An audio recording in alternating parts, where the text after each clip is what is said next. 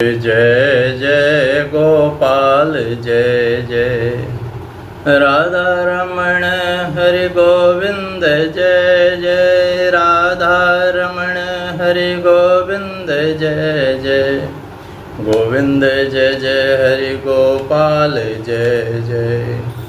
बोलिए गोविंद भगवान की जय, सद्गुरुदेव भगवान की जय, सच्चिदानंद भगवान की जय। आइए, आप सुन रहे हैं उद्धव गीता श्रीमद् भागवत के एकादश स्कंद के अंतर्गत। आज हम 19वें अध्याय का विचार करेंगे और उस पर आपको यथार्थ ज्ञान भक्ति का जो भी भगवान ने कहा है उद्धव के लिए वो आप जानेंगे।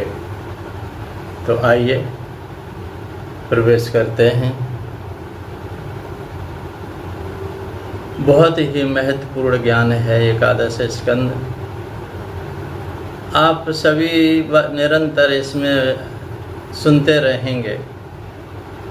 कथाएं तो आजकल गाना बजाना और यही सब नाच गाना है। नाच गाने तो सुखदेव जी भगवान ने नहीं सुनाए थे, लेकिन जिस कथा से परीक्षित का उद्धार हुआ ये कथा एकादश स्कंद है। तो आइए प्रवेश करते हैं कथा में। भक्ति ज्ञान और यम नियमादि साधनों का वर्णन। भगवान श्री कृष्ण कहते हैं, उद्धव जी, जिसने उपनिषद आदि शास्त्रों के श्रवण मनन और निध्यासन के द्वारा आत्म साक्षात कर लिया है, जो श्रोत्रिय एवं ब्रह्मनिष्ठ है, जिसका निश्चय केवल युक्तियों और अनुमानों पर ही निर्भर नहीं करता, दूसरे शब्दों में भी जो केवल परोक्ष ज्ञानी नहीं है, वह यह जानकार कि संपूर्ण द्वैत प्रपंच और इसकी निवृत्ति का साधन वृत्ति ज्ञान माया मात्र है, उन्हें मुझ में लीन कर दे। वे दोनों ही मुझ आत्मा में अध्यस्त हैं, ऐसा जान। ज्ञानी पुरुष का अभीष्ट पदार्थ मैं ही हूँ, उसके साधन साध्य स्वर्ग उपवर्ग मैं ही हूँ। मेरे अतिरिक्त और किसी भी पदार्थ से वह प्रेम नहीं करता। जो ज्ञान और विज्ञान से संपन्न सिद्ध महापुरुष है, वे ही मेरे वास्तविक स्वरूप को जान पाते हैं। इसलिए ज्ञानी पुरुष मुझे सब में प्रिय है, मुझे सबसे प्रिय ज्ञानी है। हे उद्धव जी, ज्ञानी पुरुष अपने ज्ञान के द्वारा निरंतर मुझे अपने अंतःकरण में धारण करता है। तत्व ज्ञानी के लेस मात्र का उदय होने से जो सिद्धि प्राप्त होती है, वह तपस्या, तीर्थ, जप, दान अथवा अंतःकरण शुद्धि के और किसी भी साधन से पूर्णता नहीं हो सकती। इसलिए मेरे प्यारे उद्धव, तुम ज्ञान के सहित अपने आत्मस्वरूप को जान लो और फिर ज्ञान विज्ञान से संपन्न होकर भक्ति भाव से मेरा भजन करो। बड़े बड़े ऋषि मुनियों ने ज्ञान विज्ञान रूप यज्ञ द्वारा अपने अंतःकरण में मुझे सब यज्ञों के अधिपति आत्मा का यजन करके परम सिद्धि प्राप्त की है। परम सिद्धि। हे उद्धव, आध्यात्मिक, आदि दैविक और आदि भौतिक इन तीनों विकारों की समष्टि ही शरीर है और वह सर्वथा तुम्हारे आश्रित है। यह पहले नहीं था और अंत में नहीं रहेगा, केवल बीच में ही दिख रहा है। इसलिए इसे जादू के खेल के समान माया ही समझनी चाहिए, माया ही समझनी चाहिए। इसके जो जन्म से ही षड विकारों से युक्त है, ये है, रहता है, दिखाई दे रहा है।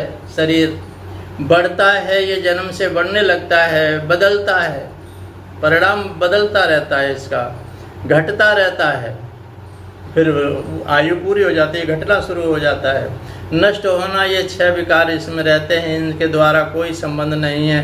यही नहीं, वे विकार उसके भी नहीं हैं, क्योंकि वह स्वयं असत है। असत वस्तु तो पहले नहीं थी, बाद में भी नहीं रहेगी, इसलिए बीच में भी इसका कोई अस्तित्व नहीं है। ये उद्धव ने कहा, विश्वरूप परमात्मा आप ही विश्व के स्वामी हैं। आपका यह वैराग्य विज्ञान से युक्त सनातन और विशुद्ध ज्ञान है। जिस प्रकार सुदृढ़ हो जाए उसी प्रकार मुझे स्पष्ट करके समझाइए न प्रभु। उस अपने भक्ति योग का भी वर्णन कीजिए जिसे ब्रह्मा आदि महापुरुष भी ढूंढा करते हैं। मेरे स्वामी, जो पुरुष इस संसार के विकट मार्ग में तीनों तापों के थपेड़े खा रहा है और भीतर बाहर जल भुन रहे हैं, उनके लिए आपके अमृत वर्षी युगल चरणार बिंदों की छत्र छाया के अतिरिक्त और कोई भी आश्रय नहीं है, और कोई भी आश्रय नहीं है। हे मानवाव, आपका यह अपना सेवक अंधेरे कुएं में पड़ा है। संसार के लोग भी उसी प्रकार पड़े हुए हैं। काल रूपी सर्प ने इसे डस रखा है। फिर भी विषयों के क्षुद्र सुख लोल लोगों की तीव्र तृष्णा मिटती नहीं है, बढ़ती ही जा रही है, बढ़ती ही जा रही है। आप कृपा करके इसका उद्धार कीजिए हे प्रभु, और इससे मुक्त करने वाली वाणी की सुधा धारा इसे उससे सराबोर कर दीजिए। भगवान कृष्ण ने कहा, उद्धव, जो प्रश्न तुमने मुझसे किया है वही प्रश्न धर्मराज युधिष्ठिर ने धार्मिक शिरोमणि पीतम भीष्म पितामह के द्वारा से किया था। उस समय हम भी सभी लोग वहीं विद्यमान थे जब महाभारत का महायुद्ध समाप्त हो गया था और धर्मराज युधिष्ठिर अपनी सरसैया पर पड़े हुए थे। अपने स्वस्थ संबंधियों के संहार के शोक विवल हो रहे थे धर्मराज युधिष्ठिर। तब उन्होंने भीष्म पितामह से बहुत से धर्मों का विवरण सुनने के पश्चात मोक्ष के साधनों का संबंध प्रश्न किया। उस समय भीष्म पितामह के मुख से सुने हुए मोक्ष धर्म में तुम्हें मैं सुनाऊंगा, क्योंकि वे ज्ञान और विज्ञान, श्रद्धा, वैराग्य और भक्ति भावों से परिपूर्ण थे। उद्धव जी, जिस ज्ञान से प्रकृति, पुरुष, महत्त्व, अहंकार और पंच तन्मात्राएं, ये 9 और 5 ज्ञानेंद्रियां, 5 कर्मेंद्रियां और 1 मन, ये 11 और 5 महाभूत पृथ्वी, जलवायु, आकाश, तेज और 3 गुण सत रजतम, अर्थात इन 28 तत्वों को ब्रह्मा से लेकर तृण पर्यंत संपूर्ण कार्यों में देखा जाता है। इसी सा संसार इसी में समाया हुआ है, और इनमें भी एक परमात्मा तत्व को अनुगत, इस सब अगर वो न हो तो ये स्तर ही नहीं रहेगा। परमात्मा तत्व को अनुगत रूप से देखा जाता है, वह परोक्ष ज्ञान है, ऐसा मेरा निश्चय है। जब इस एक तत्व से अनुगत एक आत्मक तत्व को पहले देखता था, उनको पहले के समान न देखे, किंतु एक परम कारण ब्रह्म को ही देखे, तब ही निश्चित विज्ञान अपरोक्ष ज्ञान माना जाता है। अपरोक्ष ज्ञान कहा जाता है। इस ज्ञान का विज्ञान को प्राप्त करने की युक्ति यह है कि यह शरीर आदि जितने भी त्रिगुणात्मक सावयव पदार्थ हैं, उनकी स्थिति, उत्पत्ति और प्रलय का विचार करे। जो तत्व वस्तु सृष्टि के आरंभ में और अंत में कारण में स्थित रहती है, वही मध्य में भी रहती है, और वही प्रतीयमान कार्य में भी प्रतीयमान कार्यांतर में अनुगत भी होती है। फिर इन कार्यों का प्रलय अथवा बाध होने पर उसके साक्षी एवं अधिष्ठान रूप से शेष रह जाती है, वही सत्य परमार्थ वस्तु है। परमार्थ वस्तु वही है जो शेष रह जाए, ऐसा समझें। श्रुति प्रत्यक्ष ऐतिहासिक महापुरुषों प्रसिद्धि, एतय माने, और अनुमान प्रमाणों में यह 4 मुख्य हैं। इनकी कसौटी पर कसने से दृश्य प्रपंच अस्थिर, नश्वर और विकारी होने के कारण सत्य सिद्ध नहीं होता।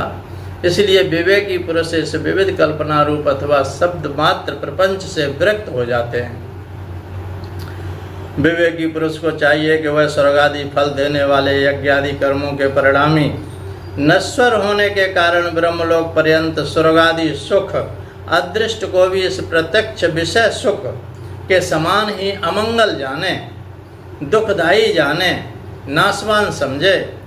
हे निष्पाप उद्धव जी, भक्ति योग का वर्णन मैं तुम्हें पहले भी सुना चुका हूँ, और ये ज्ञान का अब सुना दिया तुम्हें, और भी सुनाऊंगा, सरल करके सुनाऊंगा। परंतु ये भक्ति योग जो सुना चुका हूँ, परंतु उसमें तुम्हारी बहुत प्रीति है, इसलिए मैं तुम्हें फिर से भक्ति प्राप्त करने होने का श्रेष्ठ साधन बतलाता हूँ। जो मेरी भक्ति प्राप्त करना चाहते हो तो वह मेरी अमृतमयी कथा श्रद्धा रखे, निरंतर मेरे गुण लीला और नामों का संकीर्तन करे, मेरी पूजा में अत्यंत निष्ठा रखे, स्तोत्रों द्वारा मेरी स्तुति करे, मेरी सेवा पूजा प्रेम रखे और सामने साष्टांग लौट कर प्रणाम करे। मेरे भक्तों की पूजा मेरी पूजा से भी बढ़कर करे। समस्त प्राणियों में मुझे ही देखे, अपने एक एक अंग की चेष्टा केवल मेरे ही लिए करे, वाणी से मेरे ही गुणों का गान करे और अपना मन भी मुझे ही अर्पित कर दे तथा सारी कामनाएं छोड़ दे। मेरे लिए धन भोग प्राप्त सुख का भी परित्याग कर दे और जो कुछ यज्ञ दान हवन जप व्रत और तप किया जाता है वह सब मेरे लिए ही करे, मेरे लिए ही करे, मुझे ही समर्पित कर दे सब कुछ। तो फिर वो एक रह जाता है, वो मुझ में ही है, मेरा ही है। धन्यवाद। यह ज्ञान की चर्चा आपने सुनी, बार बार सुनोगे तो समझ में आएगी।